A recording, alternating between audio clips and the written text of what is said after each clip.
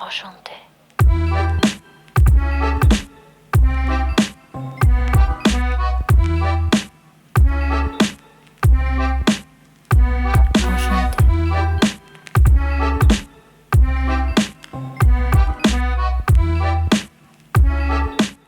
Hello lovelies, I'm Angela and this is Parisienne Farmgirl. Bienvenue and welcome to my channel. Today I'd like to share with you a little bit about my love for old books. But we all know there's nothing like a good book and a good glass of wine, and that's why I've partnered with Dry Farm Wines over on my podcast for over a year and now here on the channel. Every month Dry Farm ships me biodynamic, organic, naturally yeasted wines from small farms around the world, and as a small farmer, this is so very special to me. These are biodynamic wines. This is not your average organic wine. Generally speaking, biodynamic farming is a step beyond organic. It is a holistic philosophy where farmers show commitment to nature in a more intense, almost spiritual sense.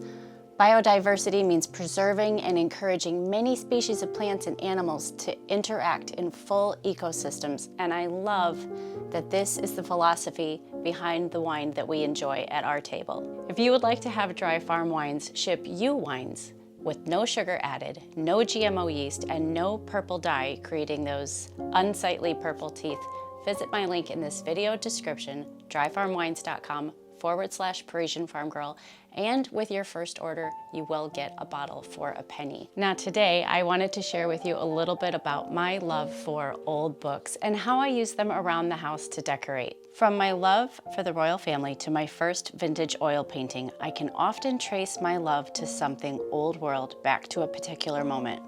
However, I don't have a specific memory for how my love for old books began, although I suspect it had something to do with a fragile, worn Shakespeare book I found at a tiny antique store in the town just a few miles from my grandparents' farm. Ironically, my budding old world book collection most likely began in a 20 by 50 square foot Indiana antique store in a map-dot town, boasting an IGA and a grain elevator. Torn head caps or threadbare corners, I did not care. It was always the colors that caught my eye: paprika, mustard, royal blue, dingy blue, emerald green.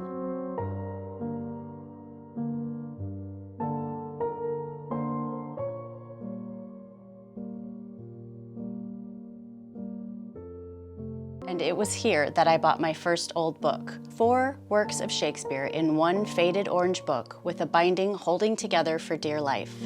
Soon after that, my husband noticed my admiration for the Yale complete works of Shakespeare at a local antique store and surprised me with them for my next birthday, and I suppose I have been collecting old books ever since.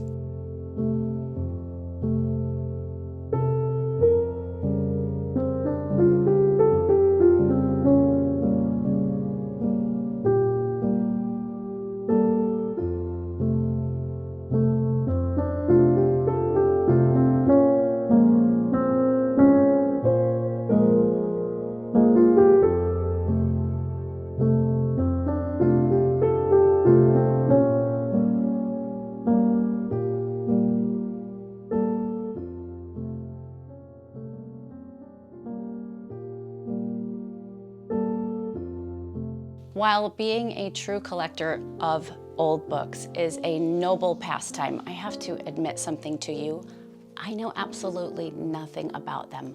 What gets me, what fascinates me, like I said, is the colors and the titles and the treasures that are sometimes found inside. I experienced this hidden treasure aspect of old books one day in Paris. Following an insider tip to a little-known flea market, I found myself in a neighborhood, shall we say, not recommended in the guidebooks.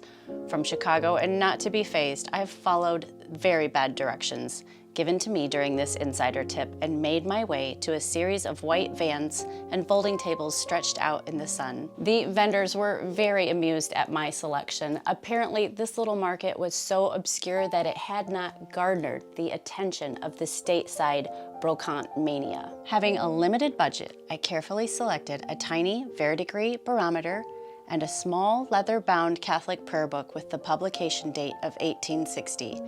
Tiny enough treasures to fit in my empty suitcase I had brought along, and less than the cost of lunch. Shoulder to shoulder on a jam-packed metro on my way back to my apartment, I opened this little book and was thrilled to find tiny little mementos inside. It contained tiny little cards announcing someone's profession of faith, and with that distinct French handwriting noting Rodolphe and Guillaume, 28 May 1972. There was also a ticket to Lourdes, a souvenir from a private communion from June 20th, 1954, and a tiny sepia photograph of a young woman, her hair parted down the middle, wearing a simple blouse and sweater, name unknown. I can't help but think that if you are an old book collector, that you collect them for some of the same reasons that I do. It's not just the titles, it's not just the colors. It's the stories behind the book. Who originally owned the book? Where did it come from? Was it given to them as a gift? And why did they ever part with it? I use my old books all around the house for decorating. For me, they're like little pieces of art. So I have them in the kitchen, in the bathroom, on coffee tables, even on top of the piano. I love having them positioned around the house because their titles mean something to me. They conjure up specific memories for me, or they inspire me to do new things. For example, on my fireplace mantle, I have a copy of the book A River Runs Through It, next to a 150-year-old Scottish oil painting of fly fishing. That reminds me that learning how to fly fish is on my list of things to do as my children get older. We wonder how many hands have held the books and why they ever parted with it to begin with. What sort of cultural, historical differences are held between the pages, and what could we learn by reading them? I'm often fascinated by the physical pages themselves. Gold edges, smooth edges, rough edges. In my collection, I have a beautiful book about Marie Antoinette, written by her lady-in-waiting, and I actually had to separate the pages myself with a sharp knife. They were printed properly, but folded along the edges, and they had to be split open to actually read them. And I did after that effort. It was an incredible book with a very intimate look into a queen we think we know so much about. Before phones and screens and iPads and mindless entertainment, books were cherished treasures passed down from generation to generation. And for many of us, they remain as such. So I encourage you to start an old book collection.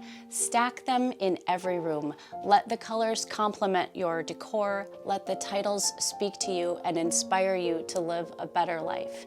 Thank you so much for being here. If you'd like to spend a little bit more time on the channel, check out this video series right here. Be sure to enjoy some dry farm wines by checking out the link in the video description.